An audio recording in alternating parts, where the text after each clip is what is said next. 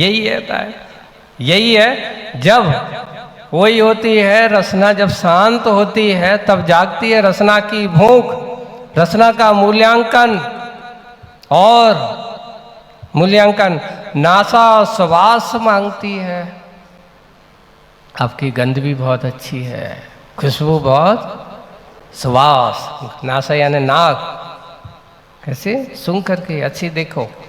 उपभोग जो होता है पांचों इंद्रियों के निमित्त से किया जाता है।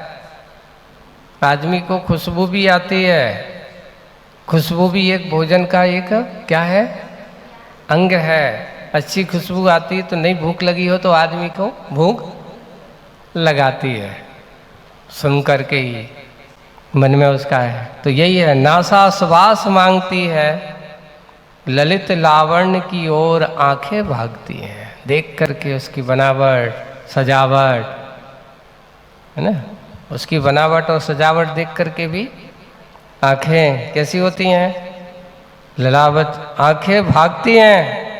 श्रवणा उतारती है स्वरों की आरती।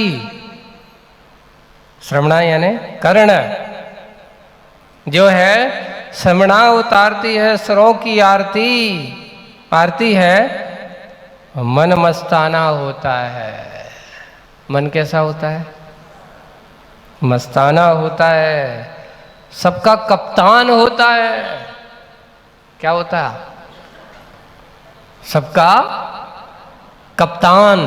कप्तान यानी हेड, मुखिया, सरोधार, शिरोमणि, सारी इंद्रियों का शिरोमणि अगर कोई है तो कौन है, मन है। इसलिए कहा गया मन मस्ताना होता है, सबका कप्तान होता है। आविष्कार एक कपट का होता है। किसका होता है, कपट का होता है। ऐसा कपट अपनी मर्जी मनाने के लिए यह है, मन अगर नहीं हो तो ऐसा है, मन मर्जी अपनी इच्छा पूरी करने के लिए क्या करता है, तरह तरह के छल कपट भी करता है। अन्यथा फण कुचली घायल नागिन सी, बिल से बाहर निकलती नहीं। ये इंद्रियां नागिन, ये इंद्रियों को क्या कहा, नागिन। जैसे कौन सी नागिन, जैसे घायल, किसी ने घायल कर दिया हो और घायल कर देते हैं तो घायल करने के बाद वो अपनी जान बचाने के लाने वो कैसी बैठी हैं, अपने अपने बिल में बैठी हैं भाई, अपने इससे बाहर नहीं। जैसे मन की तरह पूरा सर्वांग घूमने वाला नहीं, ये तो अपने अपने बिल में कैसी हैं भाई। कर्ण कहता है मैं तो अपनी यहीं से काम करूंगा और मेरा कोई लेना देना कहीं से नहीं है। रसना कहती मेरा काम यहीं का है, इतना ही, और आगे को काम मेरा कुछ भी नहीं है। चक्षु कहती मेरा इतना ही है, घ्राण कहती मेरा स्थान, सबके स्थान नियत हैं, लेकिन मन का स्थान वो कहता है मैं सबके साथ मिला जुला हूँ, सबका कप्तान हूँ। छल कपट करने का क्या है, आविष्कारक है किसका, कपट का। सबके साथ मिलकर के अपनी मर्जी मनवाता रहता है, अपनी मन की बात कहलाता रहता है। और आज थोड़ी सी कमी हो जाए तो फिर ये कहीं ना कहीं से अपनी जुगाड़ लगा लगू करके अपनी मर्जी को पूरी कर ही लेता है। जैसे कि संसार में बहुत सारे लोग होते हैं, आदतें सबकी अपनी अपनी अलग अलग होती हैं, है ना। ऐसी ही आदतों में हमारी भी कई तरह की आदतें होती हैं, ऐसी आदतें होती हैं। अब वो नहीं मिले तो क्या करें, अब वो पूरी होना चाहिए। एक बहुत अच्छी छोटी सी कहानी सुनाते हैं। कहानी क्या है कि एक व्यक्ति है, अभी नया नया संबंध हुआ है उसका, तो और शादी के बाद पहली बार कहाँ गया? ससुराल। अब जमाई साहब पहली बार ससुराल आए तो स्वागत सत्कार कैसा होता है? विशेष ही होता है भाई। अब जमाई साहब आए हैं, पहली बार स्वागत अच्छे सत्कार उनका हो रहा है। अब क्या करें, जमाई साहब की भी कछु आदतें हैं, अब कैसे करें ये भी तो कह नहीं सकते कि एकदम भाई पहली बार आए तो अपनी इज्जत को सवाल है। पर अपनी इच्छा तो पूरी होना चाहिए ना।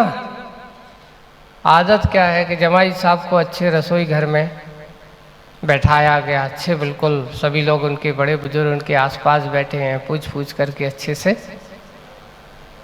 खिला रहे हैं। पर उनकी एक आदत थी कि उनको बिना पापड़ को भोजन अच्छा लगता नहीं था।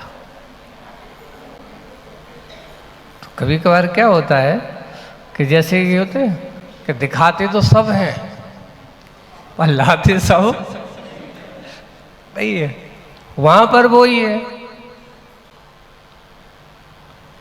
अब वो जमाई साहब बैठे हैं, बार बार देख तो रहे हैं, लेकिन कोई मांगे तो कैसे मांगे, इज्जत को सवाल है। लेकिन कहीं ना कहीं मन अपनी मर्जी पूरे करने के लिए छल कपट से कोई ना कोई काम कर ही लेता है। इसलिए मन क्या है, यहाँ क्या लिखा आचार्य जी ने, कपट का आवश्यकार है अगर कोई है तो कौन है? ये मन अपनी इच्छा पूरी करने के लिए। भोजन करते करते अब बहुत देरी हो गई, अभी तक पापड़ नहीं दिया और देख रहा है कि सामने रखा हुआ है, क्योंकि भोजनशाला में पहले थोड़ी डाइनिंग वहीं अच्छे आराम से बैठा के करते थे, वहीं अच्छा गरम गरम बना बना करके जवाई साहब को खिलाया जा रहा है और वो खाते जा रहे हैं। भोजन होने वाला अभी तक नहीं दिया। तो भोजन करते करते उन्होंने एक कहानी बना डाली। क्या बना डाली? काय के लिए कहानी बनाई? एक पापड़ के लिए। कहानी ये बनाई, सुनते सुनते उन्होंने कहा कि आज तो रास्ते में आ रहे थे, बहुत बड़ी घटना टल गई। बोली ससुर भाई और सब पूछे सबको क्या हो गया? लाला जी जमाई साहब ऐसा क्या हो गया? बोले कि आज तो लगता है अगर हम थोड़ी सी चूक कर जाते तो तुम्हारी बिटिया विधवा हो जाती। बोले कि यहाँ से मत बोलो माँ, अभी तो पहली बार तो आप आए हो और ऐसा कह रहे हो, ऐसा कैसे बोल रहे हो सब? बोले कि हाँ आज ऐसा ही हुआ। बोले कि क्या हो गया? ऐसा क्या घटित हुआ? जबकि घटित कछु नहीं हुआ था, कहानी काय के लिए थी। बोले कि ऐसा क्या हो गया जमाई साहब? ऐसा क्या? अरे आज रास्ते में आ रहे थे, आज इतना बड़ा सांप था, इतना बड़ा सांप था, यहां से लेकर जहां तक वो पापड़ रखा है।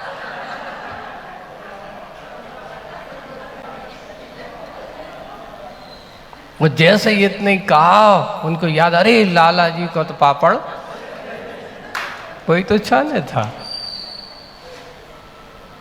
और क्या चाहिए था?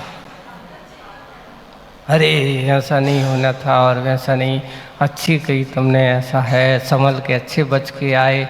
सब लोग उनको क्या है, एक कहानी वहानी काय की थी ये? सांप तो कल्पना का सांप था, मायाचारी का सांप था, कपट का सांप था। मन में इच्छाएं काय की थी? पापड़ की चाहिए था। सीधा मांगते तो क्या हो जाता, इज्जत को सवाल के देखो बताओ। और जब ऐसी गई तो सबको याद आ गई।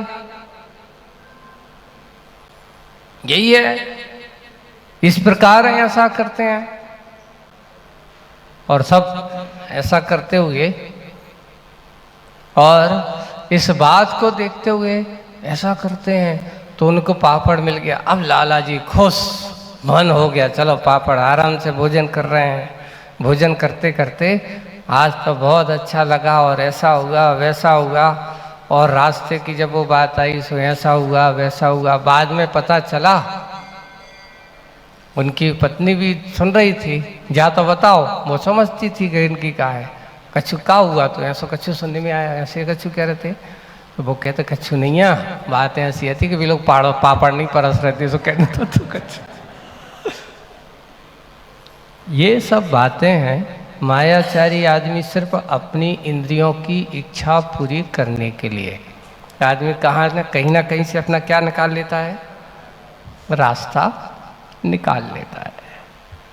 और इतना है कि जब तक हम इंद्रियों की इच्छाओं को पूरी करने में लगे रहेंगे, इनकी ही इच्छाओं में हम बिल्कुल रमे रहेंगे, तो ये एक के बाद एक की भलाई वो भी हैं, पर कहते और अच्छा चाहिए, और अच्छा चाहिए।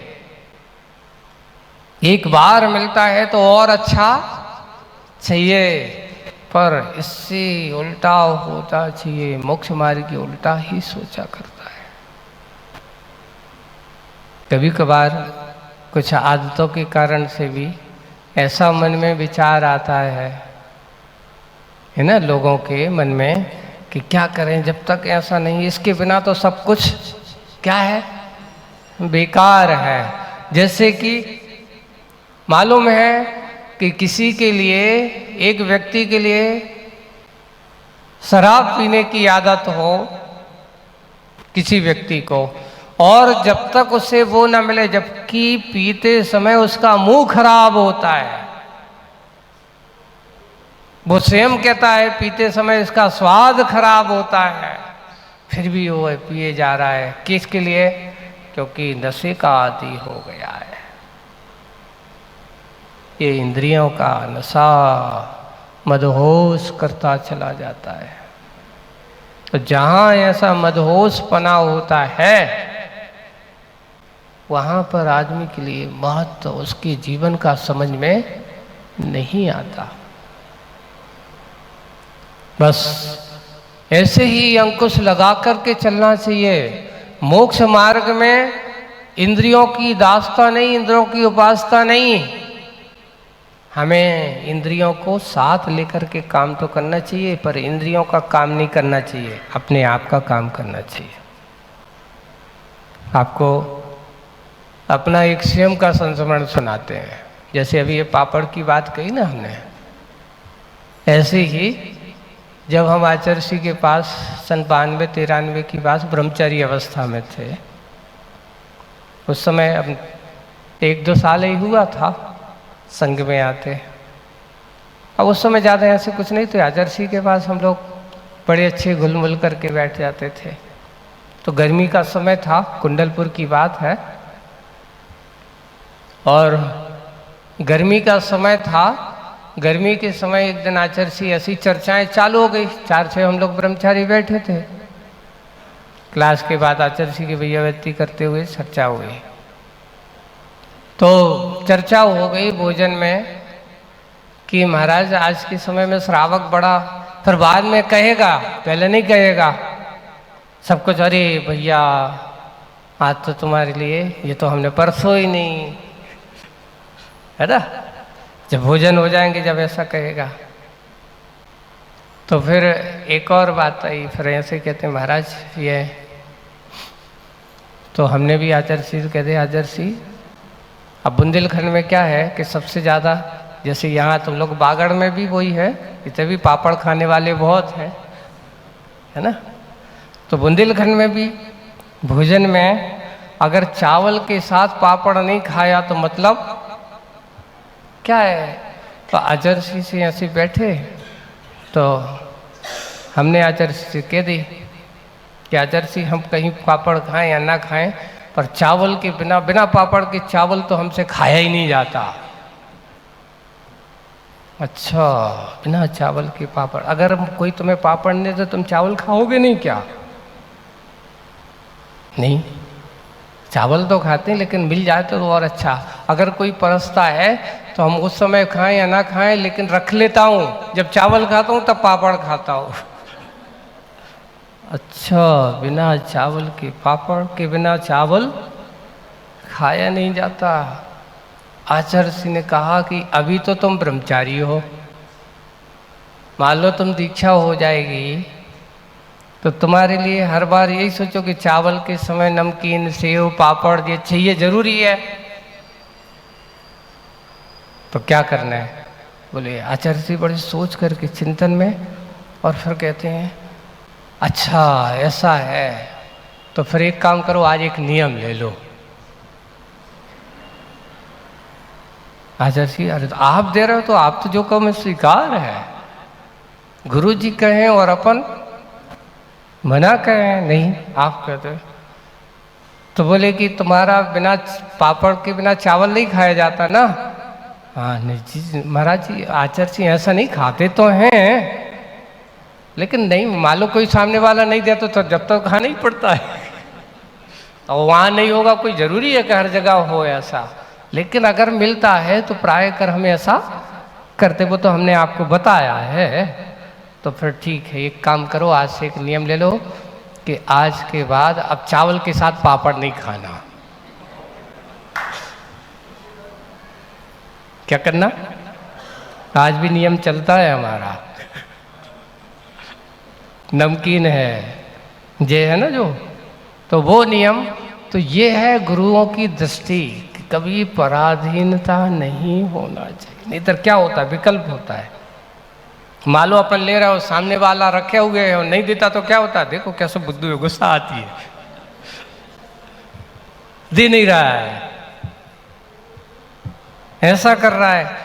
जिसमें विकल्प हो, मन में संकलेशता हो, ऐसा काम करना ही नहीं।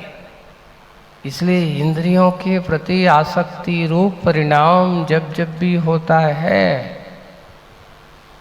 वो आसक्ति रूप परिणाम से अपने आप को दूर रखना। गुरुओं की दृष्टि कितनी महान होती है, वे अपने आप को इंद्रिय विजय तो स्वयं करते ही हैं, साथ साथ कोई इंद्रियों की आसक्ति रूप परिणाम अगर है किसी के पास, तो उसको इस प्रकार का मार्गदर्शन, इस प्रकार की दिशा वो देते हैं कि जिससे उसके प्रति इंद्रियों की आसक्ता उसकी कम हो, आसक्ति कम हो। और ऐसे गुरु महाराजों की दृष्टि उस भव्य जीव के उपकार के लिए कारण होती है। ऐसे ही कार्य यहाँ बंधुओं इतना है, चाहे वो रसना इंद्रिय हो, चाहे वो कर्णेंद्रिय हो, चाहे वो चक्षु इंद्रिय हो, चाहे घ्राण इंद्रिय हो, ये अपने अपने काम करते, सबकी तरह से उपभोग होता रहता।